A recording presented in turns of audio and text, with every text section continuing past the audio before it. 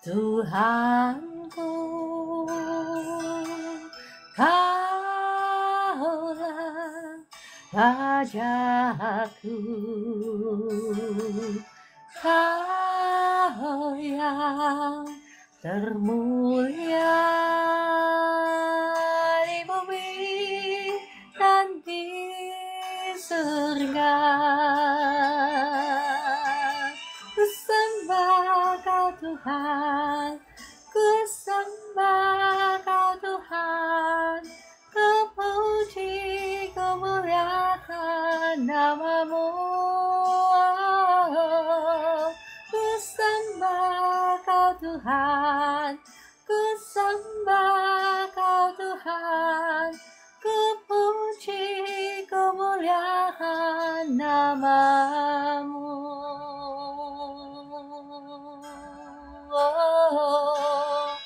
Engkaulah Tuhan, kekasih hati kami. Kaulah Rajaku, Kau yang termulia, Kau yang terindah dan di surga. Ku sembah Kau Tuhan, ku sembah Kau Tuhan, ku puji, ku muliakan nama-Mu. Ku sembah Kau Tuhan, ku sembah Kau Tuhan, ku puji, ku muliakan nama-Mu.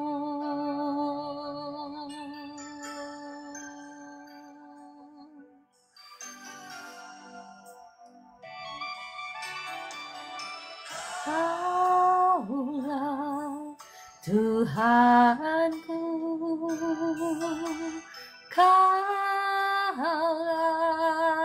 Rajaku, Kau yang termulia, Kau yang terindah di bumi dan di surga. Ku sembah Kau Tuhan, ku sembah Kau Tuhan, ku puji, ku muliakan nama-Mu. Ku sembah Kau Tuhan, ku sembah Kau Tuhan, ku puji, ku muliakan nama-Mu.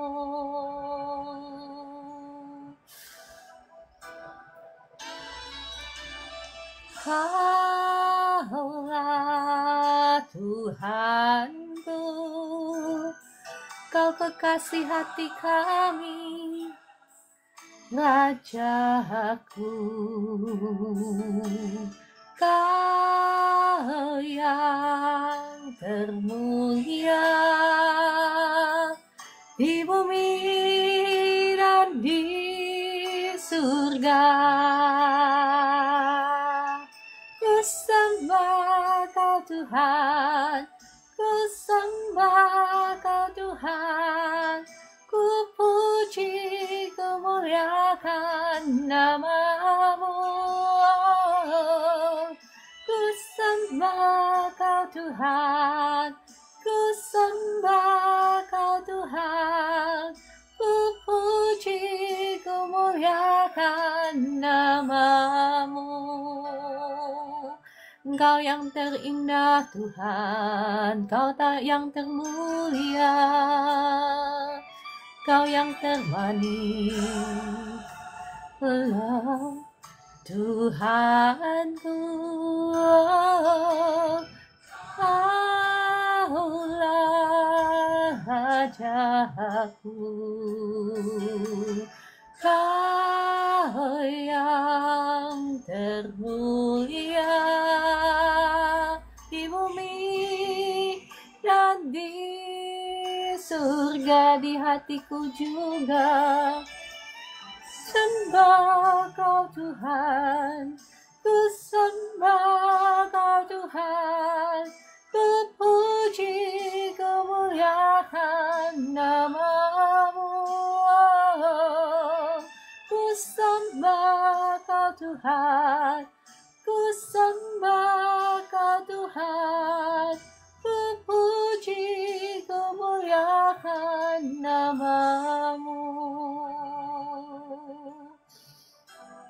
Roh Kudus, mari datanglah jamah lawat setiap anak-anak-Mu yang ada di live room ini, apapun keberadaan mereka. Lawat mereka dengan kasih sayang-Mu saat ini. Biarlah mata hati kami boleh tertuju kepadamu dalam nama Tuhan Yesus. Dia di bumi dan di surga, ku sembah Kau Tuhan, ku sembah Kau Tuhan, ku puji kemuliaan nama-Mu. Sembah Kau Tuhan, ku sembah Kau Tuhan, ku puji kemuliaan nama-Mu.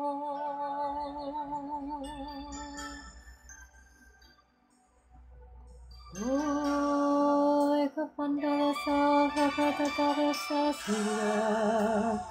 ya Tuhanku,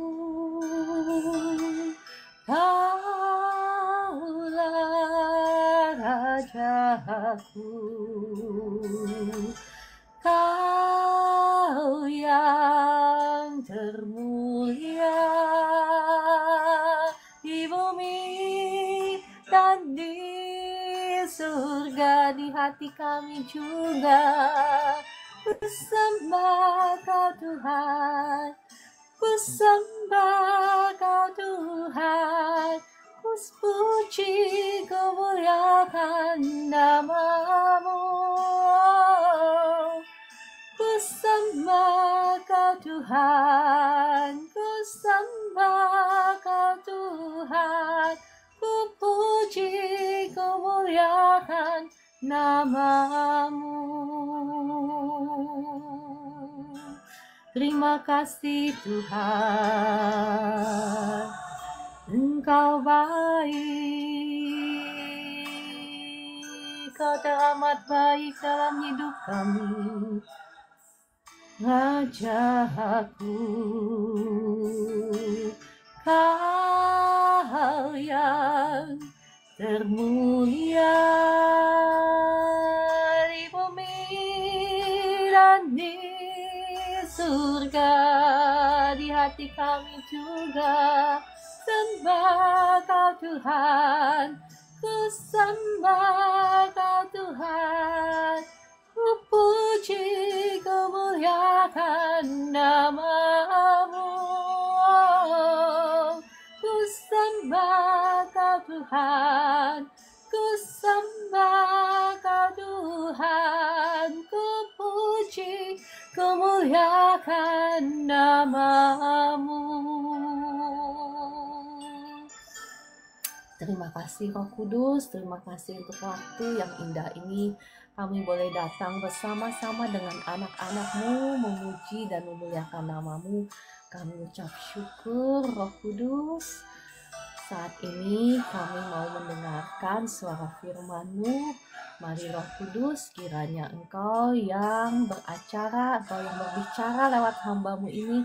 Engkau yang menerangi setiap mata hati Bapak Ibu yang ada di live room ini, sehingga kami boleh sungguh-sungguh mengerti firman-Mu, dan oleh karena firman-Mu itu kami boleh hidup berkemenangan dalam setiap aspek kehidupan kami dalam nama Tuhan Yesus. Shalom Bapak Ibu yang dikasihi Tuhan, apa kabar pagi hari ini? Tuhan. Ya Bapak Ibu, sambil saya cari instrumen yang enak, Bapak Ibu boleh bantu tap-tap layar ya. Shalom Kakak Maida Lena, Ibu Evi Lampus, Kakak Estina, terima kasih sudah tap-tap layar ya. Ica, terima kasih sudah gabung. Dan semuanya Kakak Bella dan semuanya terima kasih.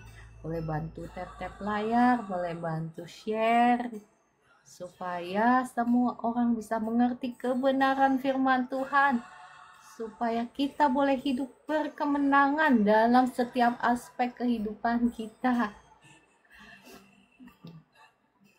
Satu hari Tuhan kasih tahu saya bahwa ya Bapak Ibu nih ya yang mengikuti bukan mengikuti sayanya ya, mengikuti pengajaran yang saya berikan, maka Bapak Ibu akan menjadi orang-orang yang lebih daripada pemenang dalam setiap aspek kehidupan engkau ya. Jadi bukan ngikutin saya tapi ngikutin pengajarannya nih ya. Tuhan sendiri yang berbicara kepada saya ya. Bapak Ibu akan menjadi lebih daripada pemenang. Oke. Ya, firman Tuhan pagi hari ini saya rindu memberitakan kepada Bapak Ibu tentang mencintai dunia. Janganlah kita mencintai dunia. Ya, kenapa? Karena ya mencintai dunia ini sama seperti kita menyembah berhala ya. Bapak Ibu mungkin kemarin saya sudah bahas banyak tentang penyembahan berhala dan apa sih konsekuensinya kita menyembah berhala ya. Ya, kalau kita ingin hidup kita baik-baik saja, hidup kita ya tidak penuh dengan air mata, tidak penuh dengan malapetaka, tidak penuh dengan kesusahan, maka kita harus mau menjadi pelaku-pelaku firman, bukan hanya saja mengetahui, tetapi kita harus mau menjadi pelaku-pelaku firman Tuhan. Firman Tuhan inilah yang ya apabila dilakukan akan membebaskan Anda dari air mata penderitaan. Ya, oke, saya mau mengajak Bapak Ibu melihat dari 1 Yohanes 2 ayat 15 sampai dengan 17. 1 Yohanes 2 ayat 15 sampai 17. Ya, saya bacakan ya. Janganlah kamu mengasihi dunia dan apa yang ada di dalamnya. Jikalau orang mengasihi dunia, maka kasih akan Bapa tidak ada di dalam orang itu. Jadi barang siapa mengasihi dunia ini ya dan segala isinya, berarti kita nggak mengasihi Tuhan.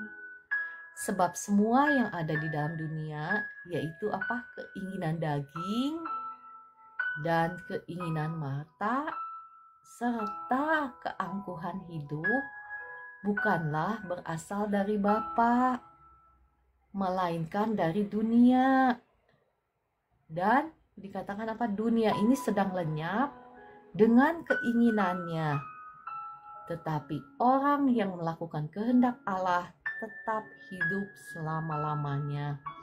Sebetulnya nasihat ini diberikan kepada siapa? Kepada orang dunia? Bukan ya. Nasihat ini diberikan kepada anak-anak Tuhan, kepada Bapak Ibu dan saya ya. Ini kitab Yohanes ini dituliskan untuk siapa? Untuk orang dunia? Enggak ya. Seringkali kita berpikir bahwa ya kita sudah diselamatkan, kita mendapatkan hidup yang kekal. Tetapi percaya yang seperti apa, iman yang seperti apa ya. Firman Tuhan ini ditujukan kepada anak-anak Tuhan, kepada Bapak Ibu dan saya. Berarti walaupun kita sudah lahir baru ya, walaupun kita ngaku sudah percaya Tuhan Yesus, tetapi kita masih bisa jatuh di dalam dosa apa? Mengasihi dunia. Dikatakan di sini dalam dibagi dalam 3 kategori ya. Yang pertama itu adalah keinginan daging, kita mau bahas satu-satu. Kedua, keinginan mata. Ketiga, keangkuhan hidup ya. Jadi di sini dikatakan apa? Yang ayat terakhir, dunia ini sedang lenyap dengan keinginannya. Berarti apa? Kalau kita, walaupun kita sudah percaya Tuhan Yesus, tetapi kita masih hidup di dalam dosa 3 kategori ini, berarti kita juga ikut dilenyapkan ya. Ya, saya mau mengajak Bapak Ibu itu kita sama-sama cerdas. Jadi kalau orang ngomong apa, ya kalau pendeta ngomong apa, termasuk ini Ciara ini ngomong apa, jangan langsung diterima begitu aja. Pakai dengan apa? Bapak Ibu kan diberi juga Roh Kudus ya. Roh Kudus itu yang akan menolong Bapak Ibu untuk mengerti firman Tuhan, untuk bisa membedakan mana ya firman yang dari Tuhan atau mana yang bukan dari Tuhan gitu ya. Jadi saya mengajak Bapak Ibu semua cerdas. Mari kita belajar firman Tuhan. Jadi di sini dikatakan apa? Dunia ini sedang lenyap dengan segala keinginannya, termasuk kita, walaupun kita ngaku percaya Tuhan Yesus, selama kita nggak bertobat, selama kita ada di dalam kategori dosa ini, keinginan daging, keinginan mata, keangkuhan hidup, maka kita juga sama akan dilenyapkan.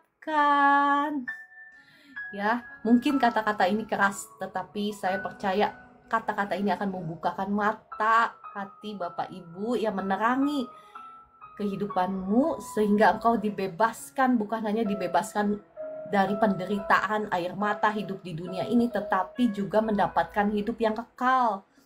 Ya, sekarang kita mau bahas yang pertama, keinginan daging. Keinginan daging itu seperti apa sih? Saya mengajak Bapak Ibu melihat dari Galatia 5 ayat 19 sampai 21. Ya, saya bacakan ya, Galatia 5 ayat 19 sampai 21. Perbuatan daging telah nyata, yaitu percabulan, kecemaran, hawa nafsu, penyembahan berhala, sihir, perseteruan, perselisihan, iri hati, amarah, kepentingan diri sendiri, percideraan, roh pemecah, kedengkian, kemabukan, pesta pora, dan sebagainya. Perhatikan firman Tuhan di sini. Terhadap semuanya itu kuperingatkan kamu seperti yang telah kubuat dahulu, bahwa barang siapa melakukan hal-hal yang demikian, ia tidak akan mendapat bagian dalam kerajaan Allah. Ini yang ngomong siapa? Paulus. Paulus ngomong ke siapa? Ke jemaat di Galatia ya. Ini Paulus ngomong sama anak-anak Tuhan loh. Jadi Bapak Ibu dan saya, selama kita belum bertobat ya, kita tetap pilih hidup dalam dosa, kita tetap lebih mengasihi dunia ini dan segala keinginan dagingnya, maka kita juga akan ikut binasa sama seperti dunia. Ya sebelum binasa apa? Ya air mata dulu, penderitaan dulu. Ya, baru binasa hidup. Nggak dapat hidup yang kekal, binasa di neraka. Ya, jadi siapapun kita, mari kita mau sungguh-sungguh, mau bertobat, meninggalkan kehidupan kita yang lama. Ya termasuk saya juga masih terus ya, karena kita ini semakin hari semakin disempurnakan. Kita ini makin hari makin menuju kesempurnaan. Makanya firman Tuhan katakan, beholding the glory of God, being transformed from glory to glory. Maksudnya dengan memfokuskan mata kita, pandangan kita kepada kemuliaan Tuhan. Kemuliaan Tuhan itu apa sih? Ya kebenarannya, kekudusannya, kesuciannya ya. Kita diubahkan dari kemuliaan menuju kemuliaan. Jadi waktu pertama kita percaya Tuhan Yesus itu kita baru awal start permulaan.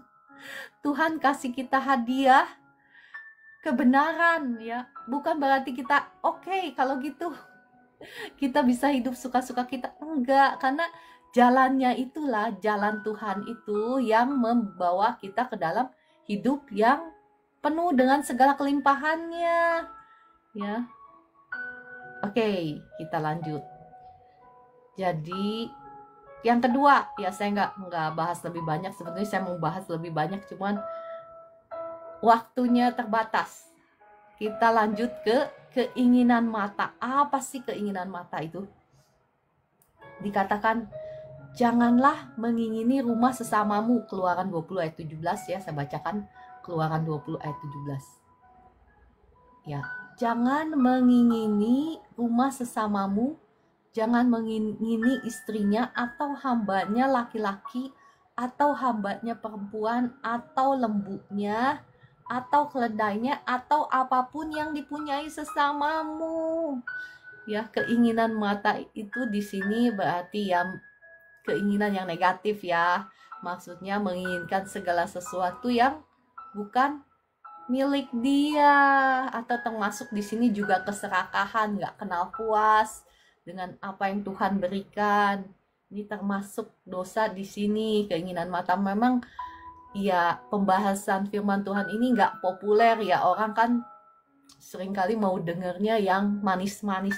Tetapi saya mengajarkan yang keras supaya Bapak Ibu mengalami kehidupan yang berkemenangan, hidup yang dibebaskan dari air mata, dari penderitaan. Karena Tuhan itu bukan hanya Tuhan yang sumber kasih, ya, bukan hanya sumber anugerah, sumber kasih, tetapi Dia juga Tuhan yang adil, yang membalaskan dosa, kesalahan ya. Jadi kita harus sungguh-sungguh mengenal kebenaran firman Tuhan, dan Roh Kudus mampukan kita menjadi pelaku-pelaku firman Tuhan supaya kita jangan dijerat oleh banyak sekali penderitaan. Nanti saya akan bahas di akhir ya, apa saja sih konsekuensinya jikalau kita masih tetap hidup di dalam ketiga hal ini: keinginan daging, keinginan mata, dan keangkuhan hidup. Ya, oke, kita lanjut. Apa sih keangkuhan hidup itu? Ya, next point ya, keangkuhan hidup. Keangkuhan hidup ini lebih berbicara tentang bagaimana kita mengandalkan diri sendiri, bagaimana kita tidak mengandalkan Tuhan, bagaimana kita ya tidak menundukkan diri kita juga untuk tunduk kepada firman-Nya. Itu termasuk keangkuhan hidup ya. Kita sombong itu salah satu dosa yang Tuhan paling benci ya, selain daripada penyembahan berhala. Tuhan itu sangat benci dosa penyembahan berhala, dan ini semua yang saya utarakan ini adalah termasuk kategori dari dosa penyembahan berhala, karena hati kita lebih mengasihi dunia ini dibandingkan kita mengasihi Tuhan.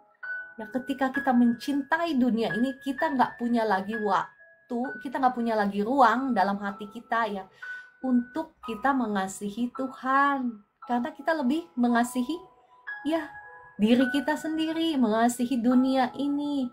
Kita ingin tampil dipuji karena hasil usaha kita, misal, itu termasuk keangkuhan hidup ya. Ini yang ngomong juga mantan ya, mantan orang angkuh ya. Jadi kepengen membuktikan bahwa saya mampu, saya bisa, dan tidak mengandalkan diri. Maksudnya kita tidak berserah kepada Tuhan, kita tidak mengandalkan Tuhan. Bahkan firman Tuhan katakan apa? Terkutuklah orang yang mengandalkan manusia. Ya, bahkan dikutuk. Kitab Ayub 31 ayat 25 ya, saya bacakan, dan 28. Jikalau aku bersukacita karena kekayaanku besar dan karena tanganku memperoleh harta benda yang berlimpah-limpah. Ayat 28 apa? Maka hal itu juga menjadi kejahatan yang patut dihukum oleh hakim, karena Allah yang di atas telah kuingkari. Ayub mengerti betul mengenai kebenaran firman Tuhan ini, bahwa kita hidup ini ya nggak boleh angkuh, Makanya Ayub diberkati Tuhan secara luar biasa karena Tuhan tahu bahwa dia bisa mempercayakan kekayaan itu kepada Ayub. Karena ketika Ayub diberkati dengan luar biasa, dia nggak jatuh di dalam dosa ini, dosa keangkuhan hidup. Ya. Oke, tadi sepintas saya sudah bahas ya apa aja sih dosa yang 3 hal ini yang disebutkan: keinginan daging, ya, keinginan mata, dan keangkuhan hidup. Ini sebetulnya summary-nya adalah dosa penyembahan berhala karena kita lebih mencintai dunia ini dibandingkan kita mencintai Tuhan. Dan sesungguhnya ketika kita dipimpin oleh kedagingan kita, dipimpin oleh nafsu dunia, kita mengasihi dunia ini, sebetulnya kita sudah menjadikan diri kita sebagai musuhnya Tuhan, ya. Kita sudah menjadikan diri kita sebagai musuhnya Tuhan. Walaupun kita mengaku bahwa kita ini anak Tuhan. Kalaupun kita mengaku ya di mulut kita bahwa kita sudah lahir baru, tetapi selama kita belum bertaubat, ya Bapak Ibu, selama kita belum bertaubat, kita tetap menjadi musuhnya Tuhan. Wah, siapa yang mau menjadi musuhnya Tuhan ya? Kalau musuhnya manusia, kita masih punya backing Tuhan yang bisa membela kita. Tetapi kalau kita menjadi musuhnya Tuhan, kita mau sembunyi di mana? Ya, saya bacakan di Roma 8 ayat 6 sampai 8 ya. Supaya Bapak Ibu mengerti kebenaran firman Tuhan ini. Mengerti supaya Bapak Ibu dan saya jangan menjadi musuhnya Tuhan. Supaya hidupmu jangan menderita di dunia ini. Ya, bukan hanya menderita di dunia, supaya kita jangan kehilangan kehidupan kekal kita di surga. Saya bacakan Roma 8 ayat 6 sampai 8. Karena keinginan daging adalah maut, tetapi keinginan roh adalah hidup dan damai sejahtera. Perhatikan di sini firman Tuhan tidak ngomong orang yang percaya Tuhan Yesus, yang aku percaya Tuhan Yesus, orang yang sudah lahir baru. Enggak. Di sini ditekankan apa? Saya mengajak Bapak Ibu semua untuk kita cerdas. Keinginan daging, sebab ya, karena keinginan daging adalah maut, tetapi keinginan roh adalah hidup dan damai sejahtera. Jadi Bapak, Ibu, dan saya bisa pilih hari ini.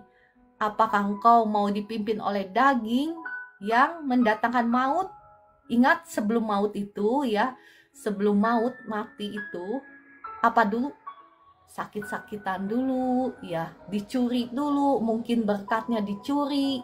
Air mata dulu, penderitaan dulu, baru maut. Masih ingat bagaimana Adam, ketika Adam dikutuk mati ya, apakah Adam langsung mati karena dosa? Enggak kan, butuh waktu sekitar 1000 tahun baru Adam meninggal ya, karena dosa. Nah, semakin hari semakin kesini diperpendek kan umurnya, bukan lagi 1000 tahun. Dulu 1000 tahun zamannya Adam. Udah gitu kalau Bapak Ibu baca Alkitab, dari 1000 tahun ke 900 ke 800, semakin pendek semakin hari dunia ini, umur manusia, Bapak Ibu perhatikan kalau baca di Alkitab, makin pendek, 800, 700, dan kemudian zamannya Musa apa? Musa bilang, jikalau aku kuat 70 tahun ya. Ya umur manusia kan. Tetapi ya Musa melebihi 70 tahun. Nah, demikian pula kita. Kalau kita dipimpin oleh daging, jadi hasilnya apa? Maut. Maut itu penderitaan. Bahkan ya Bapak Ibu perhatikan Paulus sendiri ya, Rasul Paulus yang terkenal, yang luar biasa, yang dahsyat dipakai Tuhan. Kalau Bapak Ibu perhatikan kehidupannya dia sebelum dia percaya kepada Tuhan Yesus ya. Dia itu menjajah ya, membinasakan orang-orang percaya kepada Tuhan Yesus. Bahkan Stephen sendiri mati di tangannya dia kan, jubahnya Stephen dia yang pegang kan waktu Stephen mati. Dan Bapak Ibu perhatikan, walaupun Paulus itu sudah dipakai Tuhan luar biasa, diurapi Tuhan luar biasa, mendapatkan pewahyuan hikmat yang luar biasa sampai langit ke langit ketiga kan dia. Tetapi apa yang terjadi? Bapak Ibu perhatikan kehidupannya selama di dunia ini. Setelah dia percaya kepada Tuhan Yesus, apa yang dia alami? Penderitaan demi penderitaan demi penderitaan sampai dia mati. Walaupun dia mati syahid, ya saya percaya Tuhan memperhitungkan semua kebaikannya. Tetapi kita mau lihat di sini, saya mengajak Bapak Ibu menyorot bahwa konsekuensi dosa adalah maut, seperti yang tertulis di firman Tuhan. Entah engkau mengaku percaya, entah engkau mengaku tidak percaya, entah engkau mengaku sudah lahir baru, selama engkau tetap hidup di dalam dosa, maka konsekuensinya tetap maut layau, tetap penderitaan. Ya, Bapak Ibu pernah dengar kan kesaksian saya yang bisnis saya kolaps itu kan? Bagaimana ketika saya tanya sama Tuhan, Tuhan kenapa kayak semua orang menentang saya, kayak tembok gitu yang nentang saya, yang menghancurkan saya. Terus saya tanya, Tuhan kasih saya penglihatan apa yang terjadi. Kenapa? Karena si iblis itu mendakwa engkau, mendakwa saya siang dan malam di hadapan Tuhan, mencari-cari kesalahan kita supaya apa? Dia punya legal right, dia punya hak hukum untuk membinasakan kita, untuk mencuri, membunuh, membinasakan kita. Yohanes 10 ayat 10 ya. Jadi mari Bapak Ibu, kita mau cerdas, kita mau meninggalkan dosa. Oke, tetapi keinginan roh adalah apa? Terima kasih ya kakak yang sudah ngasih gift, terima kasih. Yang sudah tap-tap layar, terima kasih. Yang sudah nulis komentar, yang sudah bergabung ya. Karena saya mengasihi Bapak Ibu semua, saya kepengen Bapak Ibu semua dimerdekakan dari penderitaan, dari air mata, dari kesusahan, dari sakit penyakit. Kalau Bapak Ibu perhatikan ya, kalau saya berdoa untuk orang, Roh Kudus kadang suka ngasih tahu ke saya bahwa nih orang ini sakit gara-gara ini loh. Dia menyimpan kebencian yang dalam. Masih ingat yang kemarin itu siapa? Mamanya Ibu Esther. Mana Ibu Esther ya hari ini? Kok nggak ada ya Bu Esther? Bu Esther, manakah engkau? Ya, Bapak Ibu yang menyaksikan bagaimana saya berdoa untuk mamanya Ibu Esther di sini. Roh Kudus memberitahukan kepada saya bahwa ibu ini sakit karena menyimpan kebencian yang sangat dalam, ya. Nah, itu tadi ya, segala sesuatu yang engkau lakukan jika engkau dipimpin oleh daging, ya hasilnya maut. Ya, Kakak Willem, Pujiara pelayanan di gereja Kota Melati. Saya ini ya nomaden. Kadang di Jakarta, kadang di Australia. Jadi ya seperti itu ya. Ya, oke, lanjut. Tetapi keinginan roh adalah hidup dan damai sejahtera. Makanya Bapak Ibu ya, perhatikan, ada orang-orang yang gak ngaku percaya Tuhan Yesus, tetapi kelakuannya baik, misalnya ya.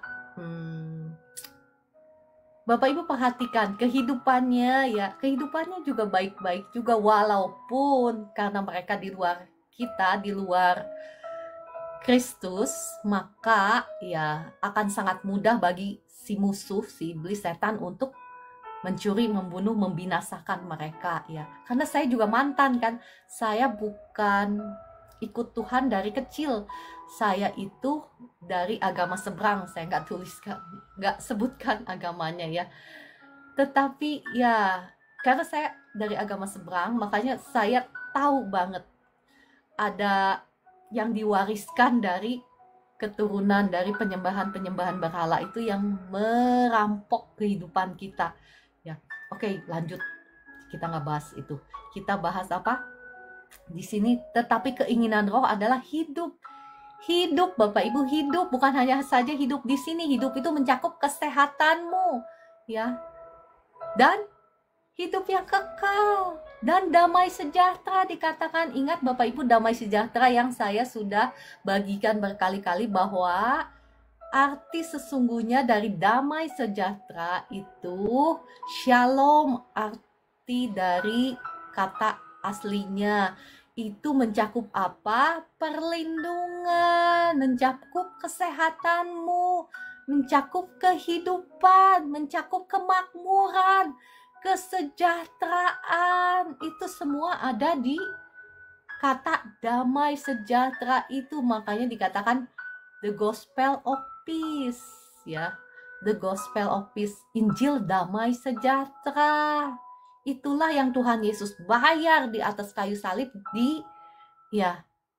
yang membayar semua harga dari kutuk dosa kita.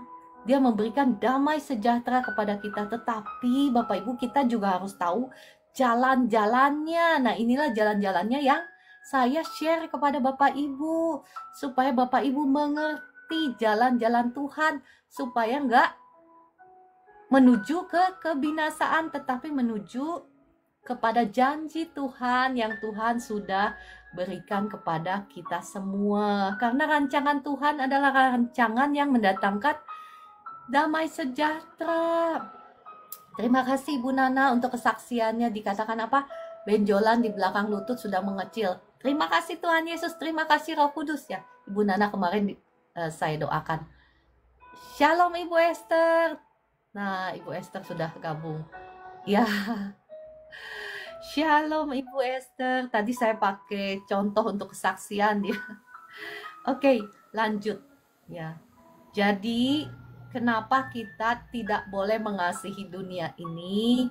Kenapa? Ya, karena ketika kita mengasihi dunia ini dan segala isinya, berarti kita tidak mengasihi Tuhan. Berarti kita sudah jatuh di dalam dosa penyembahan berhala. Ya, dan ini yang menyebabkan begitu banyak penderitaan dan air mata. Saya membagikan firman Tuhan ini karena saya rindu sekali Bapak Ibu mengerti kebenaran firman Tuhan ini, supaya hidupmu dibebaskan. Karena banyak sekali yang datang kepada saya minta didoakan, hidupnya seperti ini, seperti ini. Dan saya memang bisa mendoakan Bapak Ibu, ya, dengan kuasa Tuhan, dengan Roh Kudus memang ada miracle, bisa ada mukjizat Tuhan. Tetapi selama Bapak Ibu tidak mengerti kebenaran ini dan tidak menghidupinya, maka engkau akan selalu memberikan pintu bagi si iblis untuk mencuri, membunuh, membinasakan kehidupanmu. Nah, oke. Tadi yang pertama apa? Kalau kita hidup di dalam dosa ini, kita sudah menjadikan diri kita adalah musuh Allah. Walaupun kita ngakunya percaya Tuhan, ya, walaupun kita ke gereja setiap minggu, tetapi selama kita belum bertobat, kita tetap menjadi musuh Allah. Ya, karena Tuhan itu adil. Tuhan itu adil. Tuhan bukan hanya Tuhan yang maha kasih. Tuhan bukan hanya Tuhan yang berbelas kasihan, tetapi Tuhan itu adil. Yang kedua apa? Yang pertama, kita menjadikan diri kita musuh Allah, ya. Yang kedua, ada kutuknya. Kemarin-kemarin kan Bapak Ibu sudah dengar sebagian, ya. Kutuk penyembahan berhala itu apa sih? Cuman di sini sekarang saya mau bagikan lagi. Kenapa? Supaya Bapak Ibu benar-benar ngelotok dalam hati kita. Kita ambil keputusan, kita mau hidup sungguh-sungguh benar di hadapan Tuhan. Kita mau menjadi orang-orang yang lebih sampai belepotan ngomongnya karena saking semangat. Kita mau menjadi orang-orang yang lebih dari pemenang dalam setiap aspek kehidupan kita, ya. Kita nggak mau lagi bergaul di dalam dosa, berkecimpung di dalam dosa. Kita mau tinggalkan itu semua karena itu adalah sumber daripada penderitaan dan air mata. Oke, yang kedua apa? Kita akan mengalami kutuk kegagalan, ya. Ayub 31 ayat 12 saya bacakan. Ini kutuk tentang perjinahan, ya.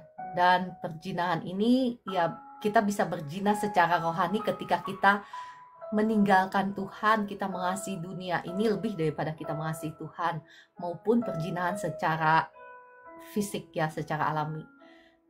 Saya bacakan Ayub 31 ayat 12. Karena hal itu adalah perbuatan mesum, bahkan kejahatan yang patut dihukum oleh hakim. Sesungguhnya itulah api yang memakan habis dan menghanguskan seluruh hasilku, kutu kegagalan. Ya. Terus saya bacakan dari Hosea 9 ayat 1 sampai 2. Janganlah bersukacita, hai, sebentar. Saya buka ayatnya ya. Sebentar. Maklum Bapak Ibu, saya Alkitabnya Alkitab online. Biar cepet ya Alkitab online. Jadi kalau kepencet langsung hilang semua ya. Oke. Saya buka lagi. Kitab Hosea 9 ayat 1 sampai 2. Saya bacakan buat Bapak Ibu ya.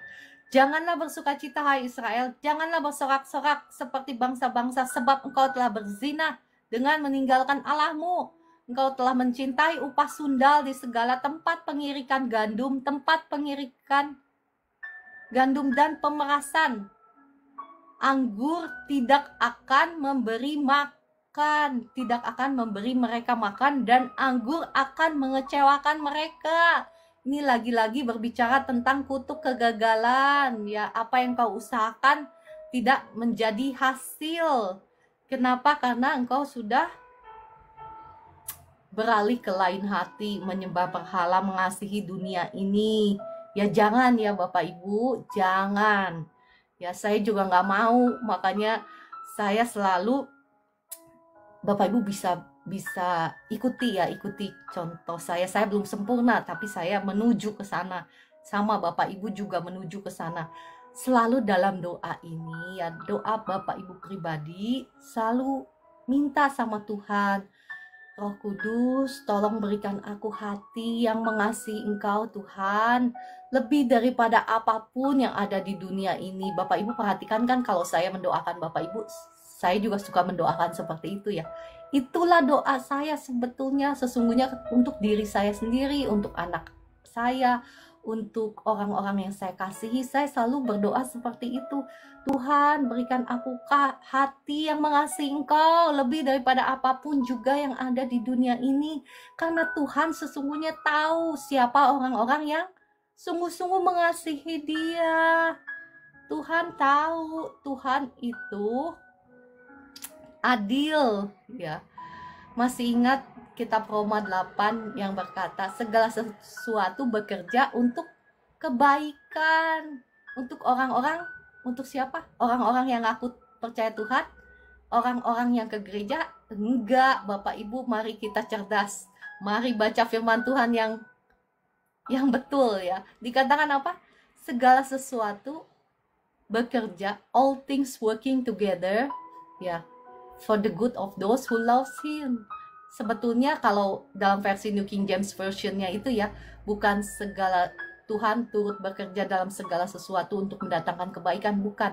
Tetapi dalam versi New King James Version-nya berbicara tentang hukum Tuhan. Bukan Tuhan yang intervensi langsung, tetapi hukumnya ya, dalam New King James Version itu, hukumnya segala sesuatu secara otomatis bekerja untuk kebaikan orang-orang yang mengasihi Dia, bukan orang-orang yang ke gereja, bukan orang-orang yang ngaku percaya, bukan. Tetapi untuk orang-orang yang mengasihi Tuhan, itu adalah hukum yang Tuhan berikan ya, hukum yang Tuhan berikan. Jadi segala sesuatu yang terjadi, mau buruk kek, mau kita dijahatin orang kek, mau kita difitnah orang kek, Roma 8 ayat 31 ya. Coba kita buka deh sama-sama ya. Roma 8. Kakak Estina terima kasih sudah mengingatkan. Roma 8 kalau nggak salah ayat 31 ya. Saya lupa. Oke, kita buka rame-rame. Oh, sebentar. Bukan ayat 31. Roma 8 ayat 31 ya. Roma 8 ayat 31 ya. Saya lupa. Oke, kita buka rame-rame. Oh, sebentar. Bukan ayat 31. Roma 8 ayat 31 ya. Roma 8 ayat 31 ya. Saya lupa. Oke, kita buka rame-rame. Oh, sebentar. Bukan ayat 31. ayat 28 ya. Roma 8 ayat 28. Kita tahu sekarang bahwa Allah turut bekerja dalam segala sesuatu untuk mendatangkan kebaikan bagi mereka yang mengasihi Dia. Nah, di sini Roma 8 ayat 28 berkata Allah turut bekerja. Tetapi dalam versi New King James Version-nya itu adalah lebih jelas lagi ditekankan bahwa Tuhan sudah memberikan hukum. Hukumnya itu apa? Segala sesuatu bekerja untuk kebaikan. Jadi walaupun kita mendapatkan malapetaka, kesusahan ya, misalnya sama musuh yang gak suka sama kita, atau orang jahatin kita, apapun yang terjadi dalam hidup kita, itu akan menjadi kebaikan kalau kita sungguh-sungguh mengasihi Tuhan. Makanya Bapak Ibu, mari ambil keputusan ya, untuk kita sungguh-sungguh mengasihi Tuhan. Oke, lanjut. Tadi yang pertama, kita menjadikan diri kita menjadi musuh Tuhan. Yang kedua, ya kalau kita mencintai dunia ini. Yang kedua, kita mendapatkan kutuk kegagalan. Ketiga, kita mendapatkan kutuk kebinasaan ya. Kebinasaan, kita akan ikut binasa sama seperti orang-orang dunia. Saya bacakan di Ayub 31 ayat 3. Bukankah kebinasaan bagi orang yang curang dan kemalangan bagi yang melakukan kejahatan? Ya. Kemalangan, kebinasaan tadi dikatakan ya, udah binasa, udah malang. Makanya Bapak Ibu kan perhatikan, mungkin ada orang-orang yang hidupnya malang terus. Itu ada kutuknya. Harus dibebaskan, harus dilepaskan. Ya, mungkin Bapak Ibu ada yang bertanya, tetapi kan sekarang zamannya anugerah, zamannya Tuhan Yesus. Ya, ini saya jelaskan sekali lagi ya. Iya, oleh karena anugerahnya itulah Bapak Ibu, kita selalu ada jalan keluar kalau kita sungguh-sungguh bertobat. Makanya kalau saya doa itu bisa kutuk ini hancur patah, yaitu karena darah Yesus, karena Yesus yang sudah membayarnya di atas kayu salib. Tetapi selama Bapak Ibu belum bertobat, selama engkau masih hidup di dalam dosa, ya kutuknya tetap jalan lah ya Bapak Ibu. Paham kan sampai di sini? Ada yang nggak paham? Tulis di komentar, saya jelaskan lagi nggak pahamnya di mana ya. Karena kebenaran firman Tuhan ini, percayalah Bapak Ibu, kebenaran firman Tuhan ini jikalau engkau mengerti dan jikalau engkau hidup di dalamnya, engkau akan mengalami kemenangan demi kemenangan demi kemenangan demi kemenangan dalam setiap aspek kehidupanmu ya. Bukan hanya saja dengan kuasa Tuhan penting ya, tetapi kebenaran firman Tuhan juga penting supaya engkau dibebaskan dari penderitaan, dari air mata, ya, dari kesakitan. Oke, yang selanjutnya ya, saya bacakan lagi 2 Petrus 1 ayat 4. Kayaknya kemarin saya sudah bacakan, tapi saya bacakan lagi. Dengan jalan itu ia telah menganugerahkan kepada kita janji-janji yang berharga. Jalan itu apa? Saya nggak bacakan, tetapi di awal perikop itu menjelaskan tentang pengenalan kita akan Tuhan. Ketika kita mengenal siapa Tuhan kita, mengenal jalan-jalannya, inilah jalan-jalannya yang saya bagikan kepada Bapak Ibu. Ya, saya bacakan lagi 2 Petrus 1 ayat 4. Dengan jalan itu ia telah menganugerahkan kepada kita janji-janji yang berharga dan yang sangat besar, supaya olehnya kamu boleh mengambil bagian dalam kodrat ilahi dan luput dari hawa nafsu dunia yang apa? Membinasakan dunia. Hawa nafsu duniawi ini loh yang membinasakan dunia. Bapak Ibu mau ikut binasa atau mendapat hidup dalam segala kelimpahannya? Ayo pilih. Ya, Bu Mimin semakin takut. Ya, saya memberitakan kebenaran firman Tuhan. Jadi jangan, ya saya mengajak Bapak Ibu cerdas lah gitu. Kalau misalnya perkataan saya, argumen saya ada yang salah, ya Bapak Ibu coba. Saya mengajak Bapak Ibu berpikir cerdas.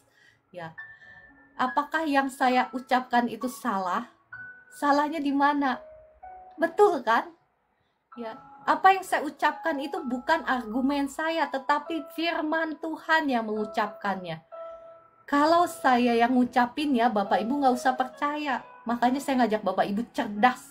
Kalau ada orang, entah itu walaupun pendetamu sendiri ya, walaupun gembalamu sendiri, walaupun saya yang ngomong, kalau misalnya nggak di backup oleh firman Tuhan, jangan kau ikutin ya, kau ikutin yang baiknya, yang baik-baiknya kau ikutin ya. Termasuk saya nggak menghakimi hamba Tuhan ya, saya nggak berani. Termasuk saya ya, kita semua punya banyak kelemahan.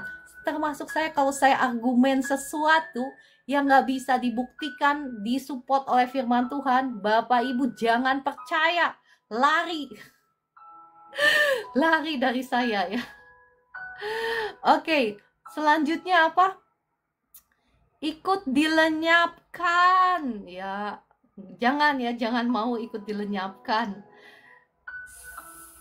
Saya sebetulnya mau ngajak Bapak Ibu lihat firmannya, cuman sudah 451, jadi saya nggak jadi deh. Pada zaman bangsa Israel dulu ya, pernah ada satu kejadian di mana Tuhan ingin melenyapkan satu suku dari bangsa Israel. Bangsa Israel kan ada 12 suku tuh. Ada satu suku yang Tuhan mau lenyapkan. Padahal Bapak Ibu perhatikan, bangsa Israel adalah bangsa pilihan Tuhan, umat kesayangan Tuhan. Ya, nah apa bedanya dengan Bapak Ibu dan saya? Kita orang-orang percaya kan? Orang yang sudah dikeluarkan, istilahnya dipisahkan menjadi anak-anak kesayangannya. Betul? Betul apa betul? Betul kan? Kita semua sudah menjadi orang percaya, anak-anak kesayangannya. Sama halnya dengan bangsa Israel yang ada 12 suku itu. Tetapi Tuhan mau melenyapkan suku apa? Kalau Bapak Ibu baca di firman Tuhan itu Benyamin. Di kitab Hakim-Hakim 19 ya, pasal 19, saya nggak bacakan, itu panjang. Pernah ada satu kejadian di mana Tuhan mau melenyapkan suku Benyamin ini. Kenapa? Karena dosa ya, karena perbuatan mesum sih ya, karena mereka karena kasus homo dan lesbian. Jadi Bapak Ibu perhatikan, kalau ada kota atau negara ya yang banyak kasus-kasus seperti ini ya, ini sensitif ya saya, tapi tetap ngomong dosa adalah dosa, walaupun nggak disukai sama Bapak Ibu, nggak apa-apa lah. Saya sih nggak cari sukanya orang, saya cari perkenanannya Tuhan ya. Karena ini adalah kebenaran firman Tuhan. Kalau Bapak Ibu perhatikan, ada kota di mana banyak sekali kaum homo dan lesbian, Bapak Ibu akan melihat kehancuran demi kehancuran, kebinasaan, kemunduran demi kemunduran. Itu yang Tuhan lakukan dengan suku Benyamin. Suku Benyamin itu hampir mau dipunahkan. Hampir sesungguhnya sudah punah. Cuman ada 600 orang yang lari ke gunung dan mereka nggak jadi mati. Oleh karena nggak jadi mati itulah, jadi ya Tuhan berbelas kasihan dan kemudian ya membangkitkan lagi generasi yang baru dari 600 orang ini. Dan yang lucunya, Tuhan sudah pukul 4.54, cepet banget ya. Ya sudahlah, saya sudahi firman Tuhan ini. Padahal masih banyak, nggak selesai melulu ya firmannya. Atau mau dijadiin 2 harusnya, saya harusnya jadiin 2 ya. Ya sudahlah, ya sudah pukul 4.54. Saya percaya firman Tuhan ini setidaknya sudah membuka mata hati Bapak Ibu untuk melihat bahwa upah dosa adalah maut. Sebelum maut itu apa? Air mata, penderitaan, sakit penyakit, dan lain sebagainya. Ya, Bapak Ibu yang mau hidup mengalami janji Tuhan, ingat ya, saya soalnya sering kali mendengar bahwa bahkan janji Tuhan itu ya udah, saya nggak mau berdebat lah. Ingat, kalau kita mau mengalami janji-janji Tuhan, kita juga harus melakukan bagian kita. Nggak mungkin kita ngeklaim janji Tuhan tetapi kita hidup tetap dalam dosa, kita nggak bertobat. Ada loh orang yang pendeta yang ngomong, iya juga karena anugerah. Iya, nggak bisa lah yo. Hukum Tuhan ya hukum Tuhan. Ya, saya nggak mau berdebat dalam hal ini ya. Saya nggak mau berdebat, tapi Bapak Ibu, saya mengajak Bapak Ibu cerdas. Karena ya, orang-orang yang melakukan firman Tuhan, mereka lah yang akan hidup. Ya, bahkan hidup sampai pada kekekalan. Mereka lah yang akan mewarisi janji-janji Tuhan. Oke, saya tutup firman Tuhan ini dengan doa. Mari kita berdoa. Bapa di surga, Tuhan Yesus Roh Kudus, terima kasih untuk kebenaran firman-Mu yang mungkin sedikit keras, tetapi Roh Kudus kiranya Engkau menolong setiap anak-anak-Mu yang ada di live room ini. Kiranya mampukan mereka untuk menjadi pelaku-pelaku firman-Mu. Mampukan hamba-Mu juga, Roh Kudus, karena hamba-Mu ini juga sama, tidak ada bedanya.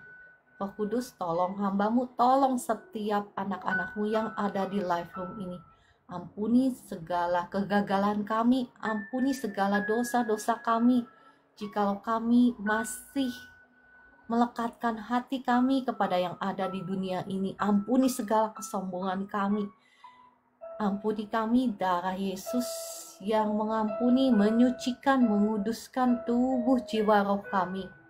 Hancurkan, patahkan setiap belenggu-belenggu dosa, penyembahan berhala, dosa penyembahan mamon, dosa cinta dunia ini, dosa keinginan daging kami, segala nafsu-nafsu yang negatif hancur, patah demi nama Tuhan Yesus. Setiap roh-roh jahat aku usir keluar dari kehidupan anak-anak-Mu yang ada di live room ini demi nama Tuhan Yesus. Saya melepaskan berkat roh yang haus dan lapar akan Tuhan, roh yang takut akan Tuhan, roh yang mengasihi Tuhan lebih daripada apapun yang ada di dunia ini. Turun atas setiap anak-anak-Mu. Anak-anak-Mu yang ada di live room ini menjadi lebih daripada pemenang dalam setiap aspek kehidupan mereka. Mereka menjadi orang-orang yang diberkati Tuhan, diberkati dalam kehidupan pribadinya, dalam rumah tangganya, diberkati anak cucunya, diberkati dalam pekerjaannya, usahanya, segala sesuatu yang Bapak Ibu pegang dibuat Tuhan menjadi berhasil. Karena Engkau menjadi orang-orang yang melakukan firman Tuhan demi nama Tuhan Yesus. Amin, amin, amin. Ya, Bapak Ibu, terima kasih sudah bergabung. Saat ini saya membuka kesempatan bagi Bapak Ibu yang sakit, yang mau didoakan. Ya, terima kasih Kakak Estina yang sangat setia, Kakak Pimping yang setia, Kakak Medalena, Ibu Evi Lampus, ya semuanya dan semuanya ya yang sudah datang di live ini. Ibu Sonya juga terima kasih ya, Kakak Marta ya, Kakak Timbul, Kakak Good Girl, Kakak Teja Iwan, terima kasih semuanya. Kakak Wulan Handayani, saya percaya Bapak Ibu terberkati ya dengan firman Tuhan ini.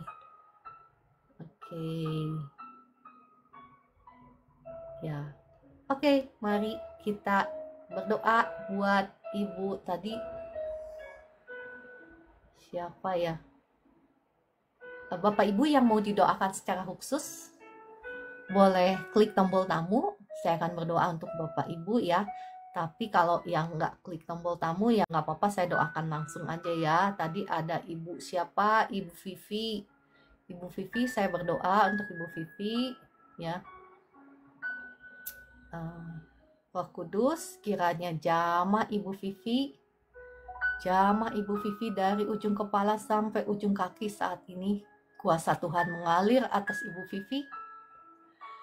Sekarang kakinya sembuh, segala sakit penyakit di kakinya keluar ya dalam nama Tuhan Yesus. Setiap sakit, setiap nama harus tunduk di bawah nama Tuhan Yesus, termasuk nama sakit kaki lah, sakit walaupun karena kecelakaan walaupun karena tabrakan tetap harus sembuh. Namanya semua nama itu harus tunduk di bawah nama Tuhan Yesus. Ya, firman Tuhan adalah ya dan amin. Atas otoritas firman Tuhan saya perintahkan setiap rasa sakit dalam tubuhnya Kak Vivi, ya baik itu sakit di kakinya, di telapak kakinya, sakit di lututnya, sakit di otot-ototnya, di pinggangnya, sekarang saya perintahkan keluar dari tubuhmu. Atas otoritas firman Tuhan saya perintahkan rasa sakit keluar dalam nama Tuhan Yesus.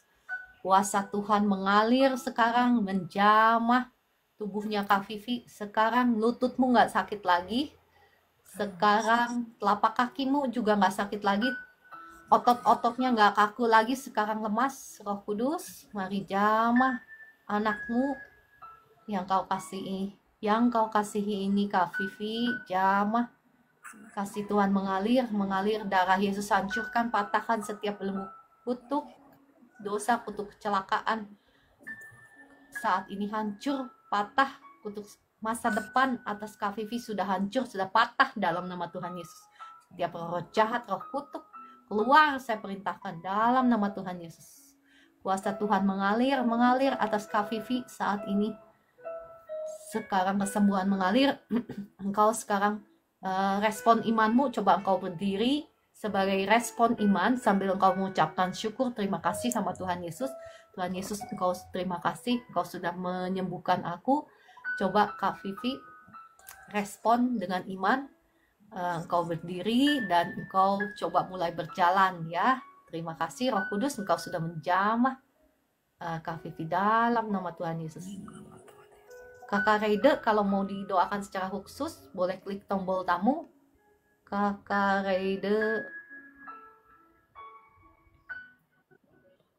silakan Kakak Reide sambil saya berdoa untuk Ibu Nana ya. Ibu Nana kemarin sudah didoakan, benjolannya sudah mengecil, puji Tuhan ya. Roh Kudus dahsyat.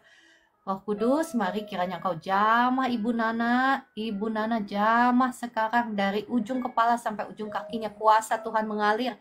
Saya perintahkan semua benjolan keluar. Saya cabut semua benjolan sampai ke akar-akarnya. Saya cabut, saya buang ke tubir laut dalam nama Tuhan Yesus. Hai engkau sakit penyakit, engkau harus tunduk di bawah nama Tuhan Yesus. Semua nama sakit penyakit harus tunduk di bawah nama Tuhan Yesus. Sekarang saya perintahkan benjolannya rata dalam nama Tuhan Yesus. Kuasa Tuhan mengalir setiap benjolan yang ada di dalam tubuhnya Ibu Nana. Sekarang rata dalam nama Tuhan Yesus. Terima kasih Roh Kudus, terima kasih Tuhan Yesus. Silakan Ibu Ready ya. Sebentar, saya buka dulu. Terima kasih Kakak Joy ya. Untuk tap-tap layarnya ya semuanya ya, terima kasih sudah bantu tap-tap layar, terima kasih sudah bergabung ya, terima kasih juga Bu Nana semuanya ya. Oke, dengan Ibu siapa ini? Mohon maaf ya,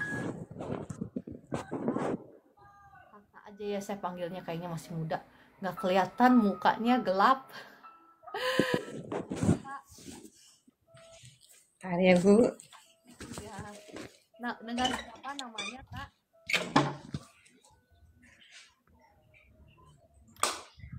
Ya, baru jelas. Nah, kan cantik. Kelihatan mukanya. Nah, Kakak, apa yang bisa dibantu? Ini Bu, aduh paha sama pundak terasa sakit Bu. Kepala sama pundak. Oh iya, Iya. doakan ya. Oke. Bapak di surga, mohon belas kasihanmu atas Kak Reide. Namanya Reide kan ya Bu ya? Nama Iya. kakak Reide kan? Iya, oke. Saya berdoa. Darah Yesus ampuni, sucikan, kuduskan tubuh jiwa rohnya Kak Reide. Darah Yesus hancurkan setiap belenggu kutuk dosa. kutuk sakit penyakit atas Kak Reide sekarang hancur patah dalam nama Tuhan Yesus. Saya usir tiap roh jahat yang nempel di pundaknya, yang nempel di kepalanya, keluar sekarang dalam nama Tuhan Yesus. Engkau sudah tidak punya hak lagi atas Kak Reide. Tubuh jiwa rohnya sudah menjadi milik Tuhan Yesus. Sekarang Roh Kudus, roh kesembuhan, mari kiranya kau jamah Kak Reide sekarang. Berkat Tuhan mengalir atas Kak Reide, kasih Tuhan dicurahkan atas Kak Reide. Penuhi hati dan pikirannya sekarang. Menjamah pundaknya, menjamah kepalanya. Sekarang pundaknya yang sakit bebas, sembuh dalam nama Tuhan Yesus. Kepalanya yang sakit bebas dalam nama Tuhan Yesus. Jamah mengalir terus, kuasamu mengalir terus, kuasamu dari ujung kepala sampai ujung kaki sekarang dalam nama Tuhan Yesus. Penuhi Kak Reide dengan kasih-Mu, dengan sukacita, dengan damai sejahtera-Mu sekarang memenuhi hati dan pikirannya. Tekanan darahnya juga normal sekarang, tekanan darah normal dalam nama Tuhan Yesus. Ya, badanmu ringan sekarang dalam nama Tuhan Yesus. Saya juga melepaskan berkat atas Kak Reide, berkat untuk rumah tangganya, berkat untuk masa depannya. Diberkati Tuhan, diberkati juga dengan roh yang takut akan Tuhan, roh yang mengasihi Tuhan dalam nama Tuhan Yesus. Ya kakak, apa yang kakak rasakan setelah didoakan? Ya terasa enak Bu, udah agak mendingan lah. Udah mendingan. Kepalanya gimana? Tapi kalau pangkal paha saya ini udah lama juga kurasakan Bu. Enggak deh. Cuma kadang kalau berobat dikasih obat tapi gitu aja.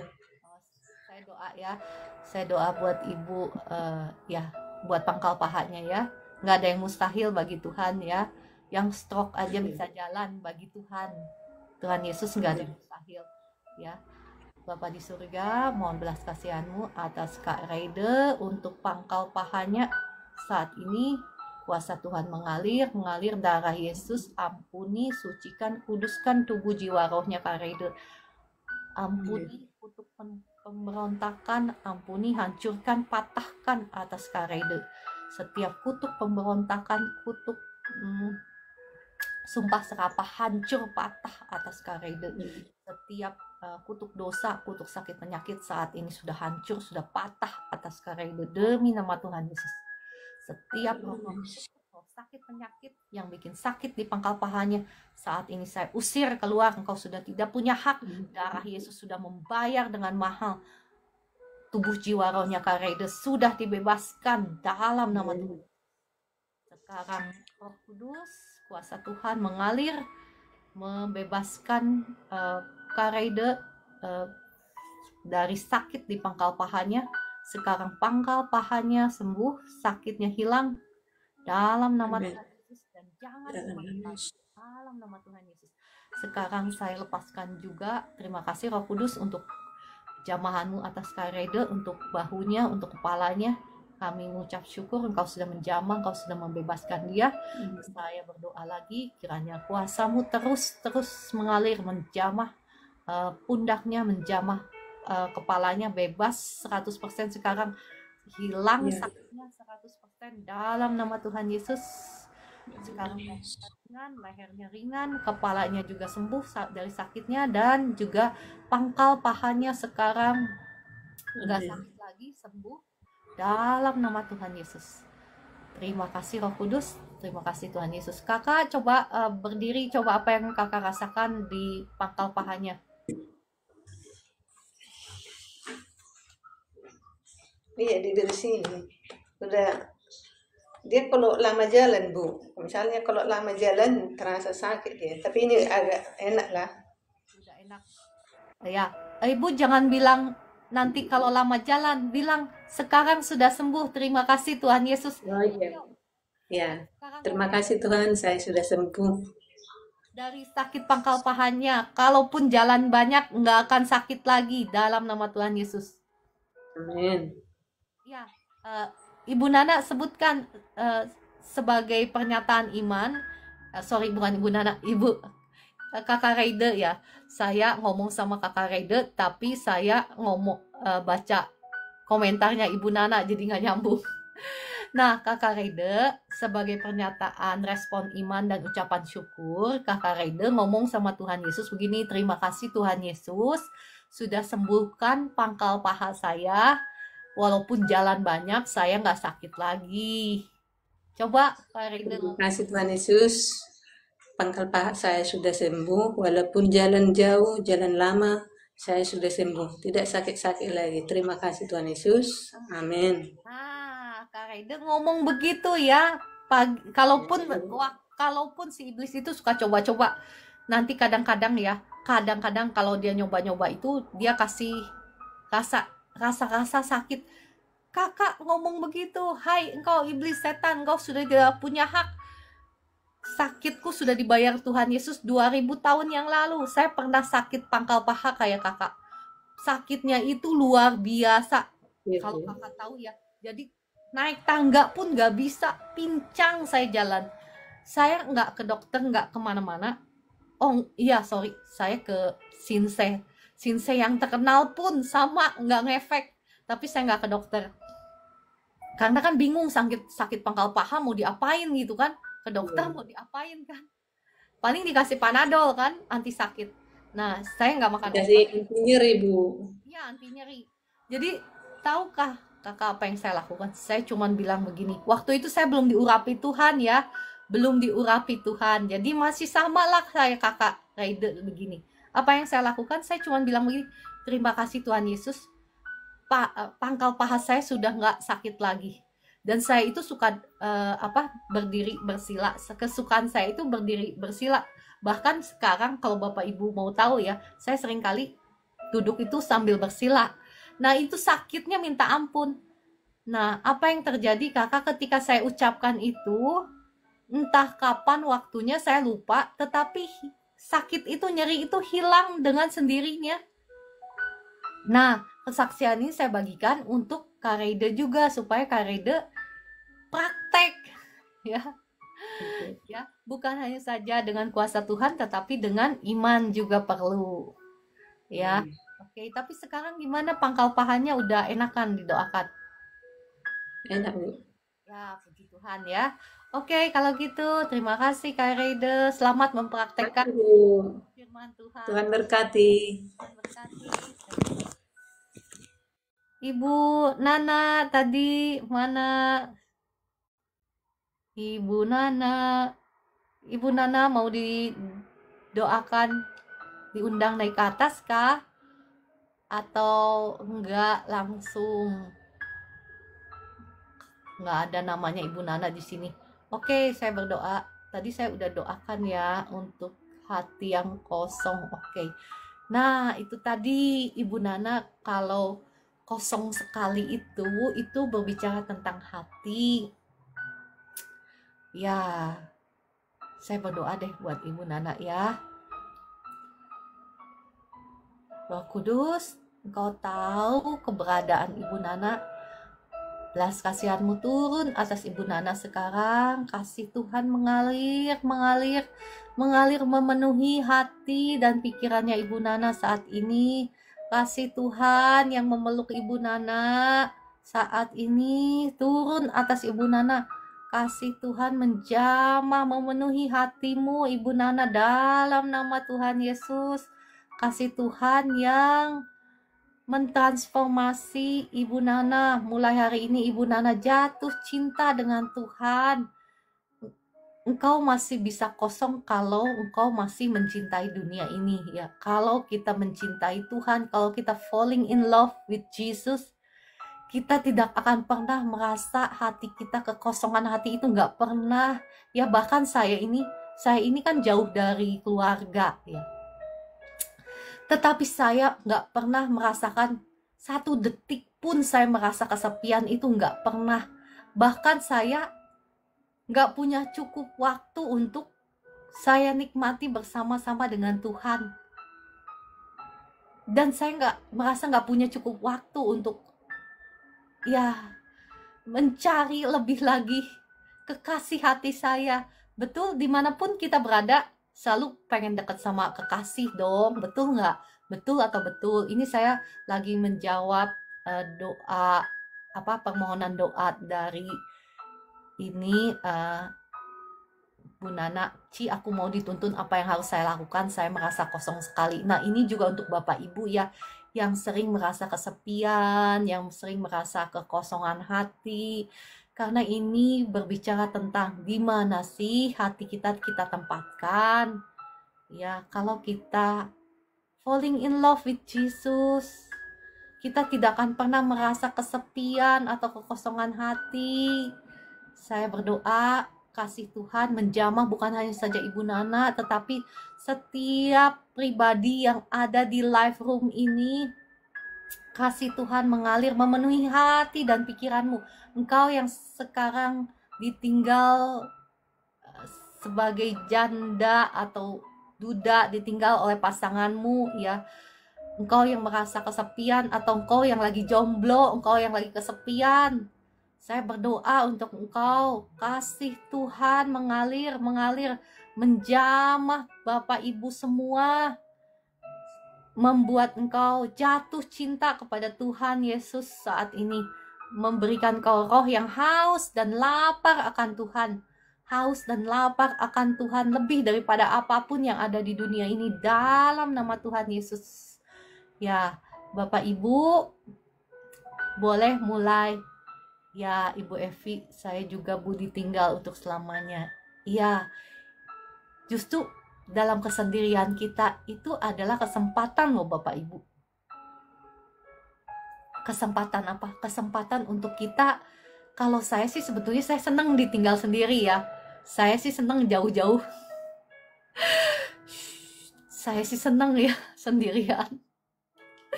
Kenapa saya punya banyak waktu untuk yang saya suka gitu ya. Tetapi ini sekali lagi, kekosongan hati, kesepian itu bukan berbicara tentang apakah kita berada di tengah banyak orang ataukah kita berada sendirian, tetapi ini berbicara tentang kondisi hati. Nah, saya percaya Ibu Nana, apa yang Ibu rasakan tadi, saya sudah berdoa kasih Tuhan menjamah Ibu Nana. Saya percaya kasih Tuhan sudah menjamah Ibu Nana, sudah merangkul Ibu Nana saat ini. Nah, Ibu mulai baca firman Tuhan, mulai cari Tuhan, mulai memuji Tuhan, puter lagu-lagu pujian yang ya penyembahan ya. Nanti Ibu akan falling in love deeper and deeper and deeper. Jatuh cinta lebih dalam lagi kepada Kristus ya, dan engkau tidak akan pernah merasakan kekosongan hati lagi. Ya, oke, saya rasa cukup sampai di sini. Saya tutup ya live streamingnya, dan sampai jumpa besok pagi. Apakah perlu lagu satu? Enggak deh ya, sudah pukul 5.19 ya. 5.19. Oke, kalau gitu terima kasih Bapak Ibu semua. Tuhan Yesus mengasihi Bapak Ibu semua dan memberkati Bapak Ibu semua. Sampai jumpa besok pagi pukul 4 pagi. Terima kasih Bu Esther.